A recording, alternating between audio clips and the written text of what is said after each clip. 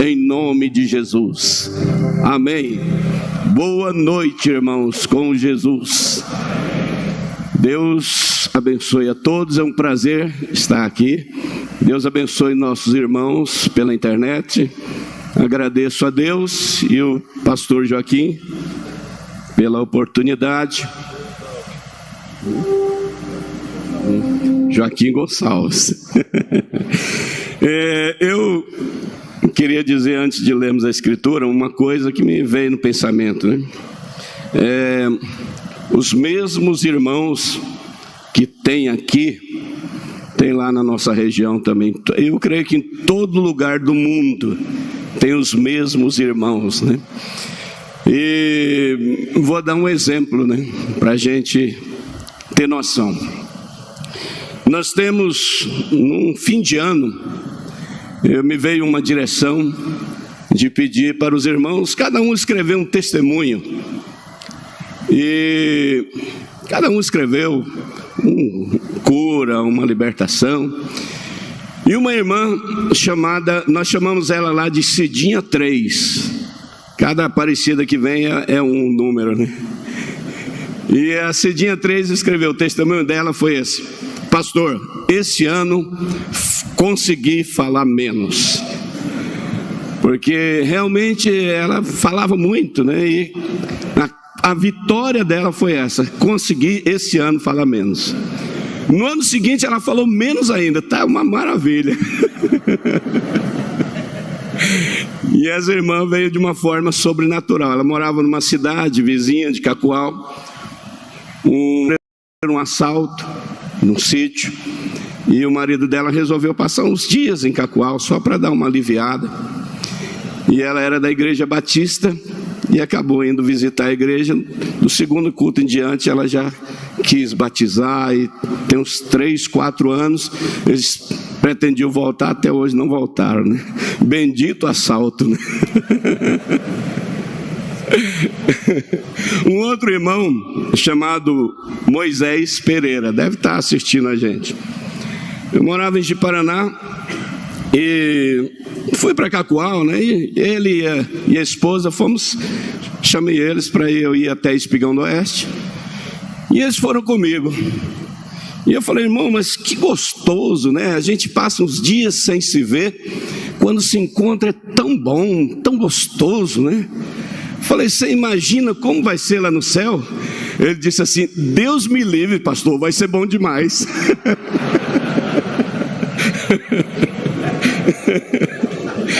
Essa é a nossa gente, né? Graças a Deus, amém? Vamos ficar em pé, vamos ler a Bíblia?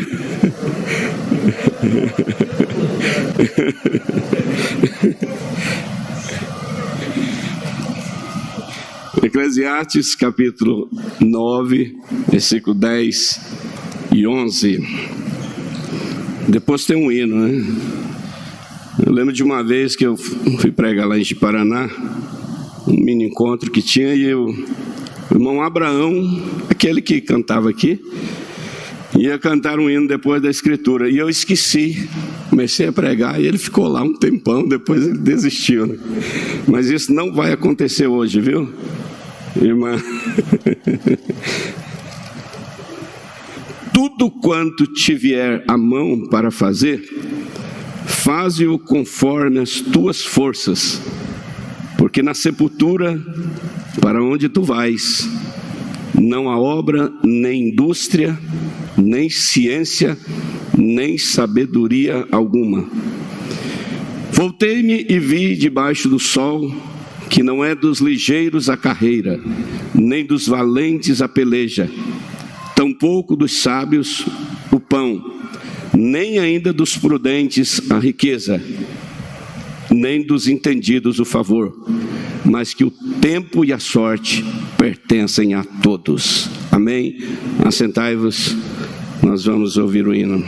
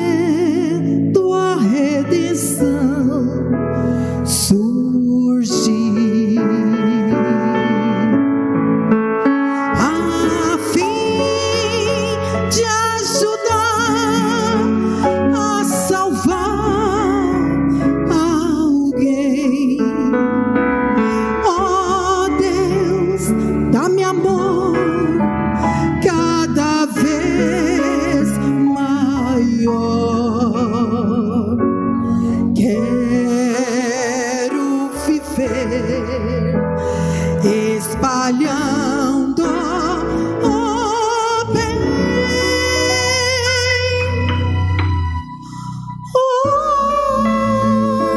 Dá-me amor.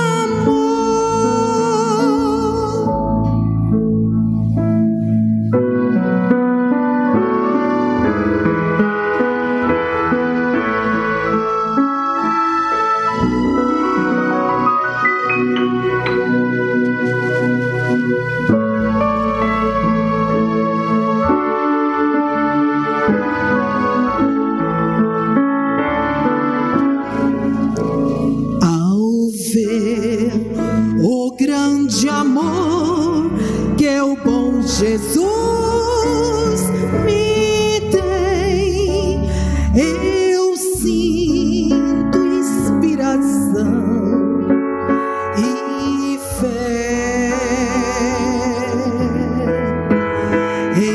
Então, o meu amor desejo dar também, e assim ser como Cristo é, a fim de ajudar a salvar alguém.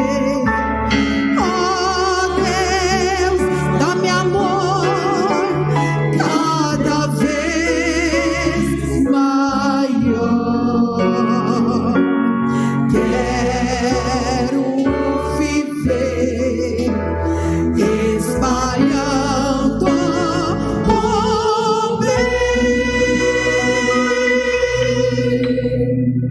Sim, dá-me amor, a fim de ajudar a salvar alguém. Oh Deus, dá-me amor cada vez maior. Quero viver espalhando o bem.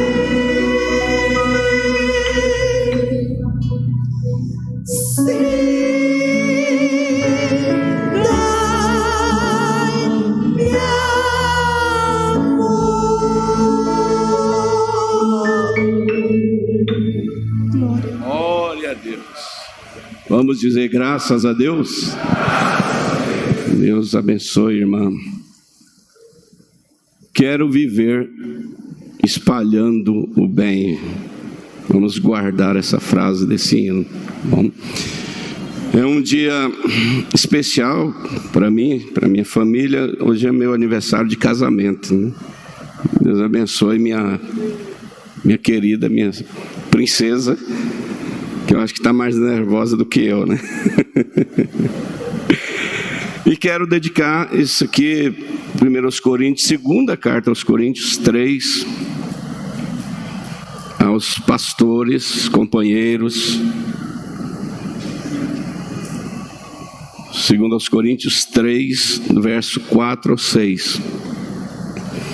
E é por Cristo que temos tal confiança em Deus. Não que sejamos capazes por nós de pensar alguma coisa como de nós mesmos, mas a nossa capacidade vem de Deus, o qual nos fez capazes de ser ministros de um novo testamento, não da letra, mas do Espírito, porque a letra mata e o Espírito vivifica. A nossa maneira de pregar é assim, irmãos, a gente traz mensagens, anotações, mas ficamos sempre à mercê do Espírito, esperando na direção de Deus, só confiando em Deus. deixando o Espírito conduzir. E eu estou aqui dessa forma nesta noite. Não sei o que será, mas eu creio que Deus vai nos abençoar. Essa é a minha confiança. Há uns encontros atrás, eu não vou poder retratar a frase da forma que ele disse, mas o pastor Joaquim disse assim: quando eu fui chamado por Deus para esta obra, eu sabia que não era digno, mas eu dei o melhor que eu tinha. Eu fiz o melhor que eu tinha. Na escritura que nós lemos, diz assim, né? Tudo quanto te vier a mão para fazer, faze-o conforme as tuas forças. E Deus coloca coisas em nossas mãos. Deus coloca oportunidades em nossas mãos. Deus coloca vidas em nossas mãos. Deus colocou um dom em cada um de nós. E Deus tem um propósito em cada uma de nossas vidas. Você crê nisso? Deus tem um propósito com você. E nós temos que ficar atento ao que o Espírito requer de nós. E quando aquilo vier, você procurar fazer com o melhor do seu coração. Porque nós só temos essa oportunidade. Deus nos deu um tempo aqui na terra. E quando acabar esse tempo, nós não teremos outra oportunidade. Então o momento é agora. A hora é nesse instante. E o Espírito confia, Deus confia em você. Deus confia coisas a você. Outro dia eu estava numa escola dominical, eu fui orar. E na hora me veio algo, eu não pude nem conter as lágrimas. Eu pensei, orando, dizendo: Senhor, o que nós faremos com o pouco tempo que nos resta? Nos resta pouco tempo aqui nessa dimensão. A mais tenra criança que existe aqui, resta pouco tempo para ela. Não tem mais muito tempo. E o que nós vamos fazer com isso agora? Me veio em Eclesiastes 9:5, diz assim: vai, come teu pão com alegria, porque Deus já se agrada das tuas obras.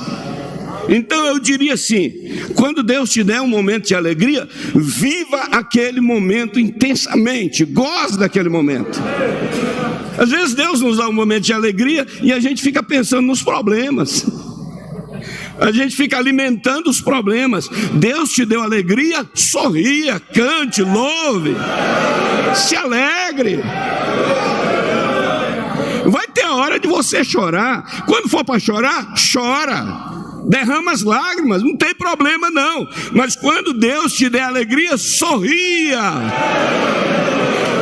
Quando Deus te der a oportunidade de louvar Ele, louve com todo o seu coração, com toda a sua alma. Estava pregando na quarta-feira antes de vir para cá, e uma lâmpada na igreja me inspirou, né? Estava olhando para aquela lâmpada, preparando para a oração, né? E olhando para a lâmpada, eu pensei: meu Deus, olha lá. E falando para a igreja: olha essa lâmpada aqui, olha como ela está vibrante na missão dela.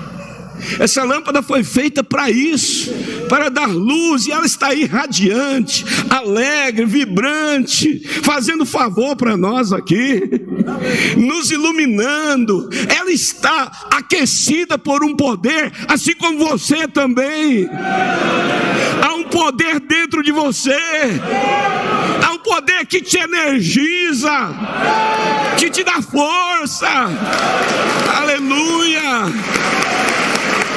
Glória a Deus, aleluia. Ela está cumprindo a sua missão. Você já pensou se isso aqui tivesse tudo escuro? O que seria? Mas nós temos lâmpada, e nós temos lâmpadas espirituais na terra. E a luz serve para mostrar o caminho, e você serve para mostrar o caminho do céu para o mundo. Você é a lâmpada de Deus, você é a luz de Deus aqui na face da terra. Vocês sabem, os animais das trevas não gostam dessa luz. Quando está apagada é quando a aranha vem, quando a lagartixa vem, a barata vem. Eles não gostam da luz também, não. Os animais das trevas, os espíritos das trevas não gostam da luz que está em você. Não é de você, é da luz que está em você. Há uma luz em você, há um poder em você. Agora você veja, uma lâmpada só é bom, e um tanto de lâmpada desse, e um tanto de lâmpada desse aqui, e um tanto de lâmpada dessas aqui, aleluia! Agora ontem eu achei interessante demais sobre o farol, né? Porque o farol, ele é colocado no alto para ele orientar os barcos que estão perdidos. Os barcos se orientam pelo farol. Às vezes, não é os que estão perdidos, mas às vezes há barcos perdidos, que eles não sabem a direção, e quando eles olham naquela luz, então eles se direcionam. Irmãos, Deus levantou um farol aqui neste lugar. Deus levantou um farol aqui em Goiânia. E quantos barcos perdidos encontraram o porto seguro? Você está num porto seguro. Essa mensagem é um porto seguro para nós. Foi Deus que levantou este farol. E quantos barcos estavam desorientados, sacudidos pelas ondas para lá e para cá, como eu mesmo. Mas um dia enxergamos essa luz, a luz do farol. E você veio em direção à luz, e você está aqui no porto seguro.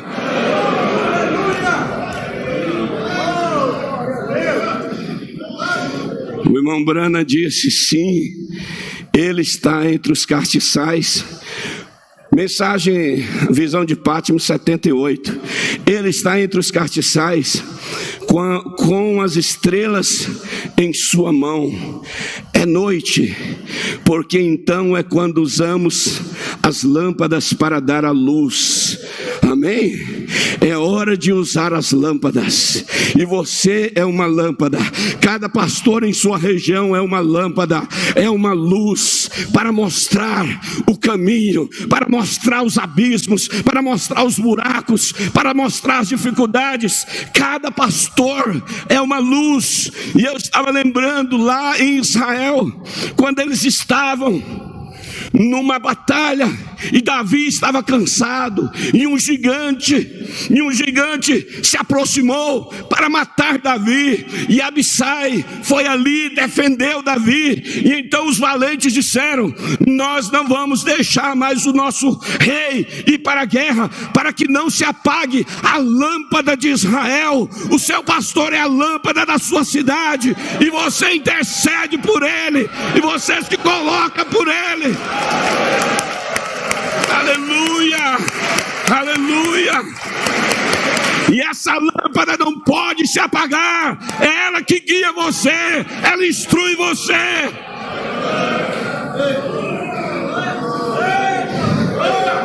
Graças a Deus. É noite, porque então é quando usamos as lâmpadas para dar a luz. E quando as estrelas brilham e refletem a luz do sol, e está escuro, elas refletem a luz do sol. Essa lâmpada, ela reflete um poder que está por trás dela, e você reflete um poder que está por trás de você. Há uma força por trás de você, há uma energia por trás de você. Você é iluminado por Deus para iluminar o mundo. Por isso, irmão, aqui nós não trazemos nada para nós. Nós mostramos a luz, né? Vós sois a luz do mundo. Amém? A igreja está caminhando por fé nas trevas. Caminhando por fé nas trevas. Seu Senhor partiu desta terra, porém o Espírito Santo ainda brilha através da igreja, dando luz a este mundo corrupto pelo pecado. E aquelas estrelas também refletem sua luz. A única luz que tem é a sua luz. A única luz que o mundo tem é a sua luz. Quão escuro está, quão frio está espiritualmente. No entanto, quando ele chega à cena, aleluia. Quando ele chega à cena, quando a unção desce sobre nós, quando ele vem nos visitar, quando nós temos essa atmosfera de amor,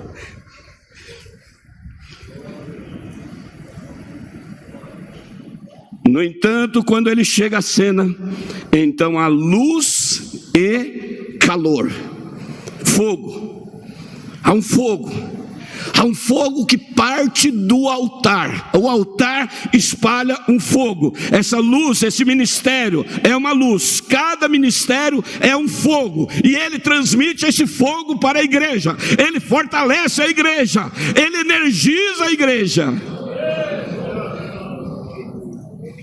A igreja recebe poder. E por meio dele faz as obras que ele fez.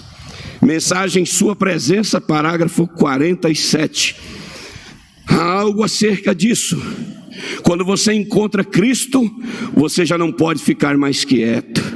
O restante dos seus dias, você é uma pessoa mudada. Talvez você não perceba tanto quanto você mudou, mas você é uma pessoa mudada. Você não é mais a mesma pessoa. Nós assistimos um casamento esses dias, o pastor estava dizendo concernente àquela mulher, que ela disse: eu não sou o que eu devo ser, nem o que eu quero ser. E ele frisou: o que eu quero ser, você quer ser, e Deus sabe que você quer ser, e Deus vai cumprir o desejo do seu coração. Você vai chegar ao que você deve ser, aconteça o que aconteça, porque Deus tem um propósito através de você. Quando Ele chamou você, Ele tinha um objetivo. E hoje de manhã nós ouvimos que o diabo não pode tomar você enquanto o propósito de Deus não cumprir na sua vida. Você sabe, até mesmo dos ímpios, o diabo não pode tomá-los enquanto Deus não cumpriu o propósito. Hitler, tentaram matar Hitler, se eu não me engano, 42 vezes. Ninguém conseguia matar Hitler, porque Deus tinha um propósito naquilo. Às vezes entra aí um político, e Deus permite, porque Deus tem um propósito naquilo. Mas se Deus tem um propósito lá, Deus tem um propósito aqui também. Deus tem um propósito com a sua vida. Deus tem um propósito com o seu ministério. E Deus vai cumprir isso.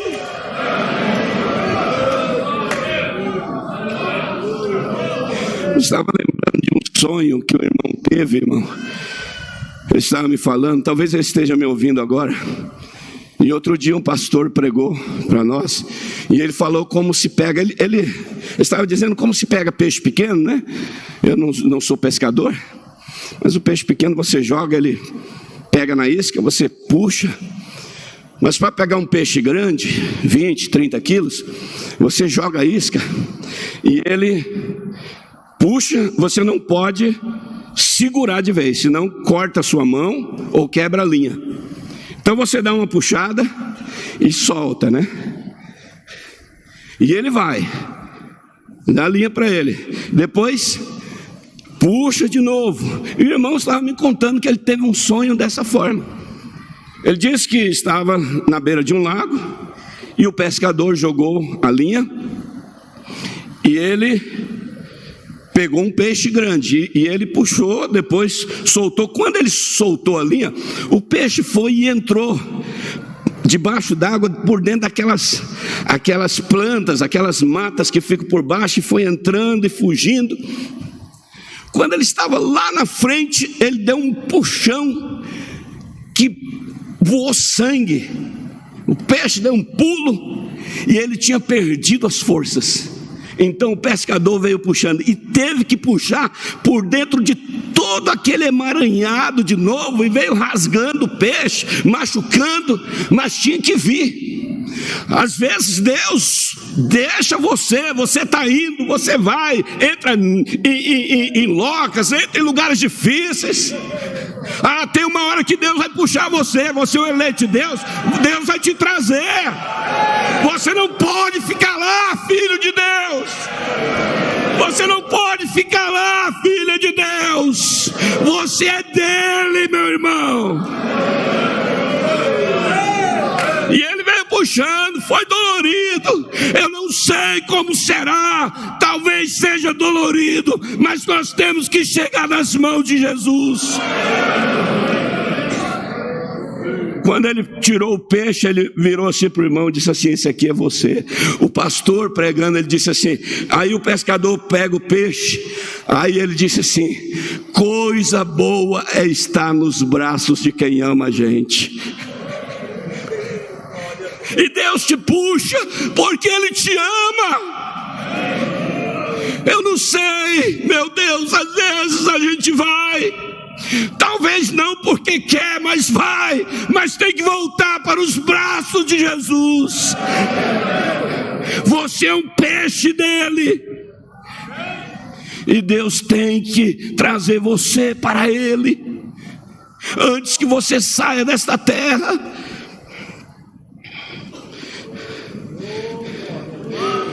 Quando a lâmpada se conecta com o fio, eu vou deixar aqui, ele está falando sobre você dar, se você é uma lâmpada de 10 watts, dê o seu brilho de 10 watts. Se você é de 500 watts, dê o seu brilho. Vocês já sabem isso, né? Vamos só combinar aqui com a escritura: tudo quanto te vier a mão para fazer, faze com todas as tuas forças, com todo o seu coração, com toda a sua alma. Amém?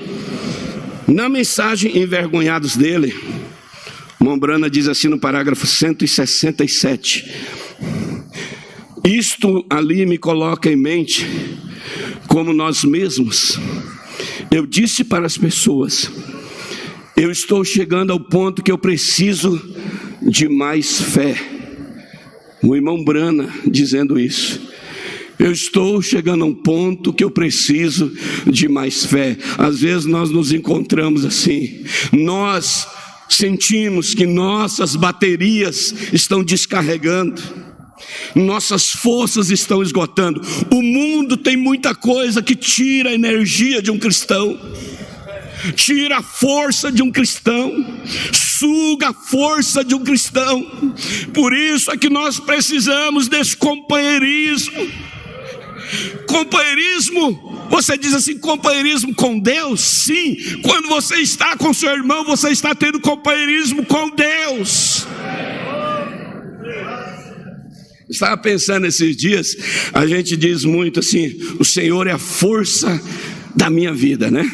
Vamos dizer isso? O Senhor é a força da minha vida. Mas eu entrei numa repartição, estava escrito assim na parede: Senhor, dá-me paciência, porque se o Senhor me der força, eu vou bater no meu chefe. Então essa é a força que nós precisamos, é a força para perdoar, é a força para amar, é a força para se humilhar. O Senhor é a força da minha vida, a força para descer, a força para calar, a força para humilhar. O Senhor é a força da minha vida. Isso é ser forte, é controlar essa natureza, porque às vezes temos dificuldade, mas essa é a força que eu preciso nessa hora, é para dominar esse trapo. Alguém disse para o irmão Brana: irmão Brana, o fulano lá fez tal coisa. Ele disse, como que dizendo assim, aquele trapo lá fez aquilo. Irmão Brana disse: se Deus tirar a mão de misericórdia de mim, eu viro um trapo também, eu volto a ser um trapo. porque nós dependemos da graça de Deus todos os dias, todas as horas, todos os momentos de nossas vidas. Mas o profeta está dizendo: eu cheguei ao ponto que eu preciso de mais fé. E isto é porque estou em casa agora para obter um novo rompimento de fé. Fica parecendo que quando você ora por alguém, você pede desculpa, você diz: Senhor diabo, por favor, poderia você se mover? Senhor diabo, dá licença aí, por favor. Ele disse: não é assim não. A fé tem músculos e cabelo no peito. Quando você sente essa unção em você, você não tem esse medo.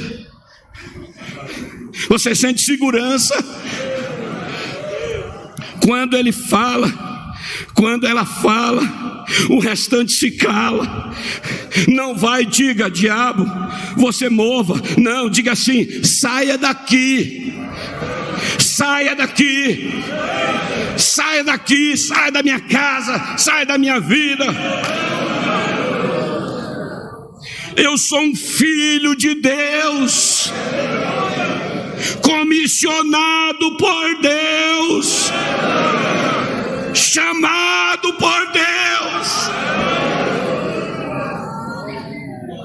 Deixe-os de um lado, aquilo sai. Você não tem que ser educado com o diabo, não tem nada a ver com ele. Não se envergonhe da palavra de Deus, não se envergonhe da comissão, não se envergonhe do que você é. Você diz: ah, pastor, mas eu sou fraquinho, eu sou isso, eu sou falho. Não, você não é isso. Você é o eleito, você é o filho de Deus, você é o chamado por Deus, você é o comissionado por Deus, você é a herança de Deus.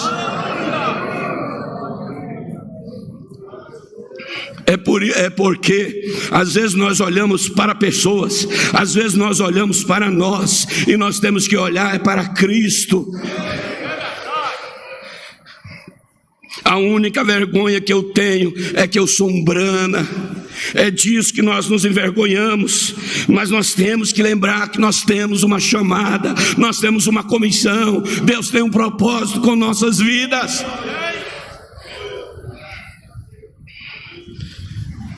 Na mensagem Conferências, no final da mensagem, parágrafo 290, o irmão Brana diz: se você diz que não serve, não sou digno de ser curado. Irmão Brana, não sou digno de vir a Cristo. Não olhe para si, olhe para o seu sacrifício. Não sirvo, não há nada de bom em mim, nem mesmo um pensamento. Não há nada de bom em você. Não há nenhum de nós que mereça algo além do inferno. Outro dia me veio um pensamento, estando numa igreja,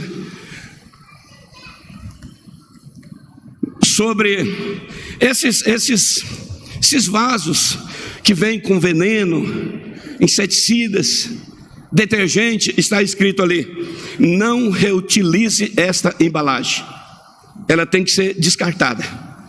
E eu penso que cada um de nós vê escrito isso: não reutilize essa embalagem, porque todo mundo tinha veneno.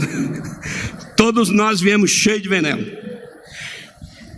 Pense em Maria Madalena, quanto veneno tinha dentro daquela mulher. Mas o que é que Jesus fez? Limpou ela com sangue e reutilizou aquela embalagem.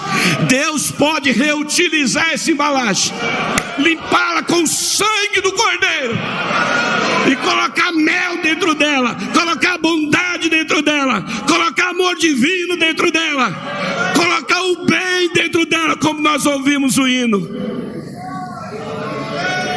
A coisa mais gostosa que existe, irmão, é quando você pode estar ao lado de alguém, você pode fazer um favor para alguém, você pode fazer o bem para alguém. Então, depois daquele pensamento, Senhor, o que fazer com o pouco tempo que resta? Eu, sinceramente, passei a aproveitar melhor os meus momentos. Estou aproveitando bem esse momento. Quero aproveitar bem essa oportunidade. Quero fazer tudo que posso nessa hora. Eu creio que posso ajudar alguém nesta noite. Deus pode abençoar alguém nesta noite através desse vaso de barro. Quando os homens querem carregar os seus tesouros, eles carregam num carro forte. Deus carrega em vasos de barro. Aleluia, aleluia, glória a Deus.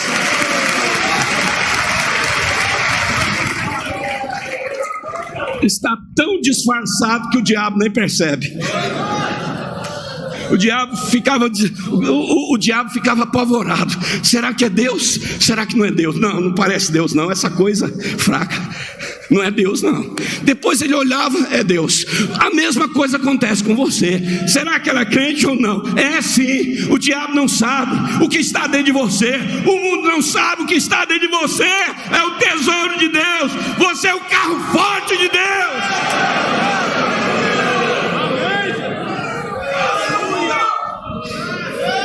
Não há nenhum de nós que mereça algo além do inferno, exatamente. Mas só olha o que se encontra para nos representar. Olha o que se encontra para nos representar. E aqui está a sua vida em forma de letra. Tenta se manifestar através de nós. Como eu disse, né? A gente vai pregando e vai lembrando das coisas. Lembrei agora de uma preciosa irmã, quando eu estava em Ji-Paraná, irmã Aparecida Martins, desse tamanhozinho, 80 anos de idade. Ela levou uma queda, machucou o peito, os braços, e ela contando para a gente, ela disse: pastor, eu fiquei toda doída, mas eu não contei para minhas filhas, porque senão ela ia me levar para o hospital, e eu queria ser curada por Jesus. E eu vim para a igreja e eu fui curada por Jesus. Ei, glória a Deus. Irmão, você já imaginou? Essa irmã está na glória, mas ela está abençoando gente até hoje. Isso é filhos de Abraão, filhas de Abraão. Você diz assim: Deus falou audivelmente com Abraão. Deus fala audivelmente para você. Tudo que está aqui é Deus falando com você.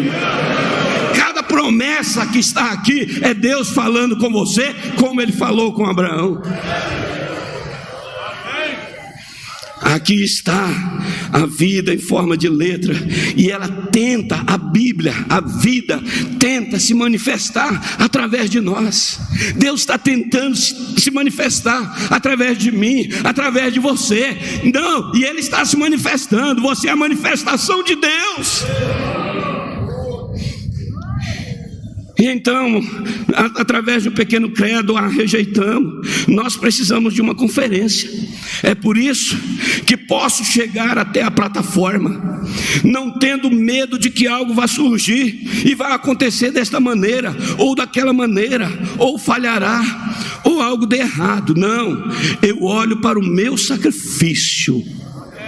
Billy, o que você fez essa semana? Fiz o suficiente para morrer.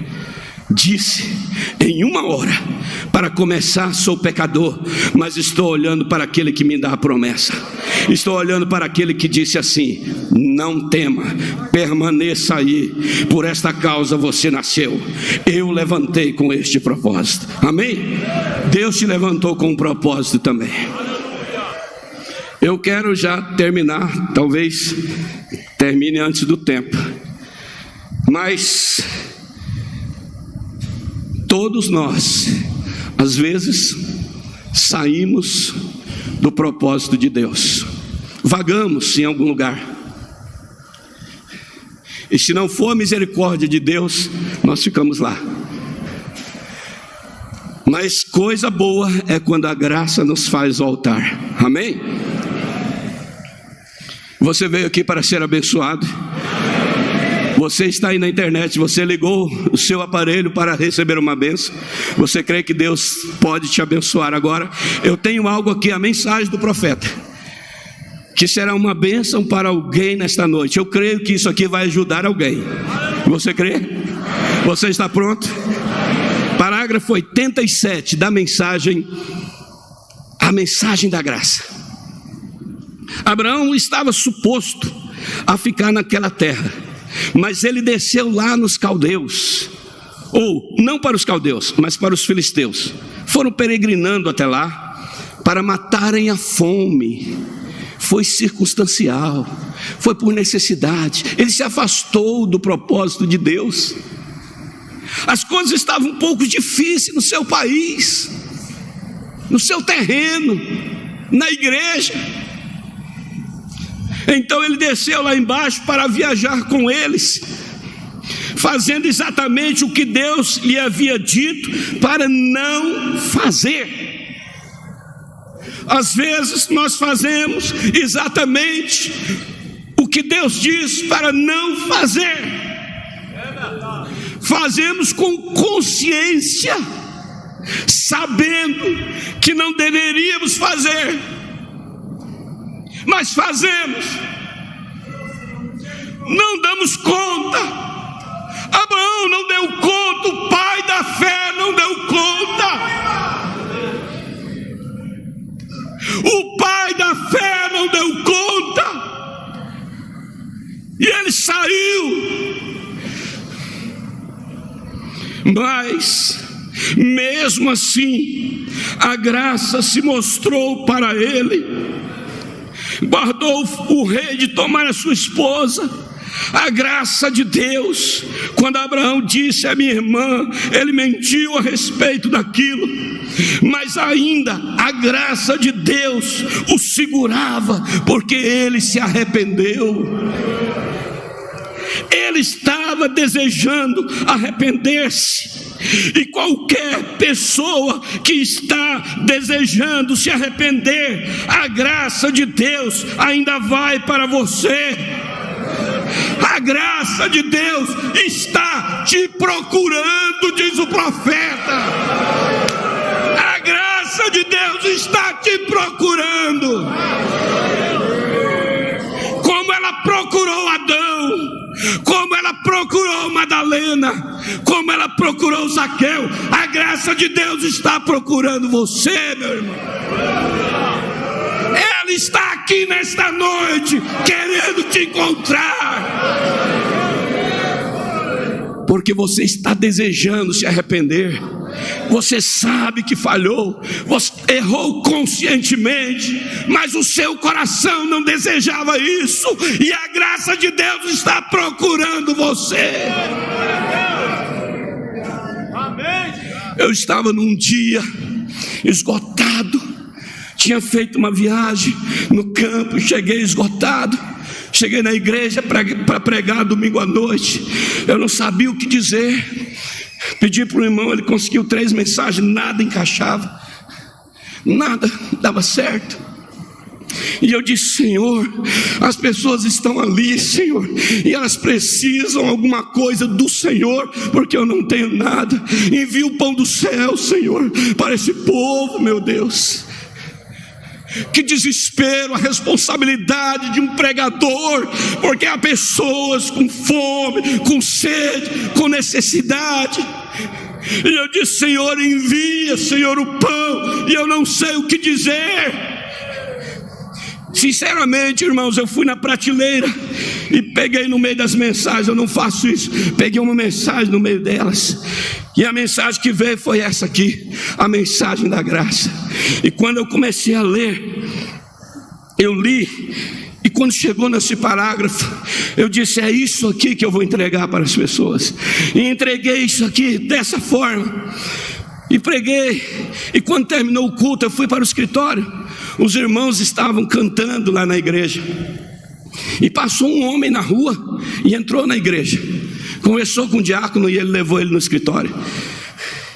E ele disse: pastor, eu queria me suicidar, eu queria morrer, e eu não sei porque eu entrei na igreja aqui. Ele disse: eu era drogado, pastor, e eu fui para um centro de recuperação, eu me recuperei, mas depois eu caí de novo, perdi minha esposa, perdi meus filhos. Ele disse: pastor, eu não quero dinheiro, eu não quero nada, eu só queria minha família de volta. Eu falei: irmão, você crê que Deus pode te ajudar? Ele falou: eu não creio, pastor, porque eu já orei demais, já pedi demais e Deus nunca me respondeu. Aí eu peguei a mensagem e falei: lê aqui então para mim, lê aqui, eu acabei de pregar na igreja. Ele disse, o irmão Brana disse para ele: se você está desejando se arrepender, a graça de Deus continua te procurando. Ele disse: você crê? Ele disse: eu creio, eu orei por ele. Aqui na mensagem, o dia da vitória, vocês lembram que o irmão Brana disse? O irmão Brana conta a história do governador que foi na cela do preso, e o preso rejeitou a misericórdia, e o governador foi embora. O irmão Brana disse assim: o governador visitou a minha cela também. Eu vivia dentro de uma cela, eu vivia preso, mas o governador visitou minha cela e eu aceitei o livramento, eu aceitei o perdão. Ele disse: agora eu vou de cela em cela, tirando as pessoas de dentro da cela. Eu estou agora, a minha missão é essa: ir de cela em cela, tirando as pessoas da cela. E eu queria dizer: se você está dentro de uma cela, a graça de Deus está aqui para te libertar. A graça de Deus está aqui para te salvar. Parágrafo 94, ele disse: Pai Celestial, estamos agradecidos, e eu, Senhor, estou em falta contigo. Não há nenhuma maneira pela qual eu poderia pagar o débito do meu pecado. Eu estive em uma prisão um dia, porque eu nasci naquela prisão. Eu não sabia o que a liberdade significava, e o preço era tão grande que eu não pude pagar. Mas estou tão feliz pelo dia em que tu visitaste a minha cela. Aleluia! Deus visitou sua cela? Eu reconheci isto, que era o único que podia me perdoar, e a única maneira pela qual eu alguma vez poderia ser livre e ter vitória, uma vitória completa, seria aceitar o perdão que tu assinaste por mim. E hoje estou livre, aleluia. Estou muito feliz, Senhor. Estou de prisão em prisão, visitando aqueles que têm vacilos no casamento. Você tem vacilos no casamento? A graça de Deus está aqui, o governador está aqui, a misericórdia está aqui.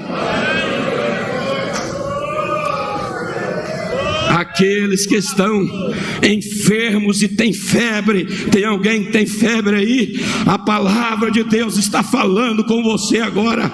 Aqueles que estão doentes em uma prisão, você está doente, você está enfermo, você está desenganado, o governador está aqui, a graça de Deus está aqui. Eu creio sinceramente, meus irmãos, baseado na mensagem do profeta, que os anjos de Deus estão aqui nesse edifício. E eles vão lá, eles vão ali, onde a fé brotar, o anjo de Deus vai lá para te abençoar. Aqueles que são pecadores e estão aprisionados, aqueles que têm frustrações e dúvidas e estão aprisionados, eu estou indo de cela em cela e lhes dizendo que o governador está passando, aleluia, ele está passando aqui. Jesus Cristo em forma de Espírito Santo está passando aqui.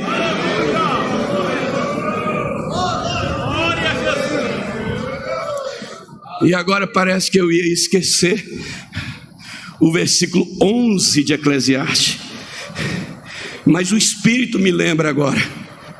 Eu já tinha esquecido o versículo 11, mas se o Espírito lembrou, ele tem um propósito nisso. Eu creio assim. Eu creio, irmão. Eu creio que nós vivemos uma vida sobrenatural. Eu creio que Deus, o Deus que curou Naamã da lepra, Ele está aqui para curar você também. Pode imaginar você, Naamã mergulhava e parece que não dava certo, mergulhava de novo, se humilhou uma, não deu certo, se humilhou duas, você vai se humilhando, você vai descendo, você vai mergulhando nisso, vai mergulhando na graça, vai mergulhando na misericórdia. De repente, quando ele levantou, ele foi ficando limpo. Quando você perceber, você vai ficando limpo. Aleluia, aleluia.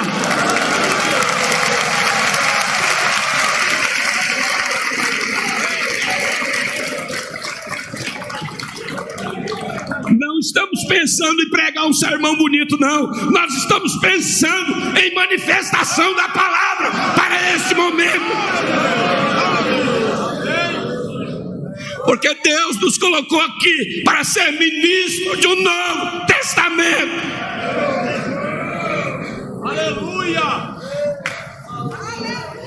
Voltei e me vi debaixo do sol, que não é dos ligeiros a carreira, nem dos valentes a peleja, tampouco dos sábios o pão, nem dos prudentes a riqueza, nem dos entendidos o favor, mas que o tempo e a sorte pertencem a todos. Chega o seu tempo e a sua sorte, chega o seu momento. Chegou para Zaqueu o momento, digo para Bartimeu, chegou o tempo dele, chegou a hora dele, chegou a sorte dele. Parece que ele nasceu desventurado, não tinha sorte, as coisas estavam contrárias, cego, lá mendigando, mas a sorte chegou, o tempo chegou, a graça chegou, aleluia.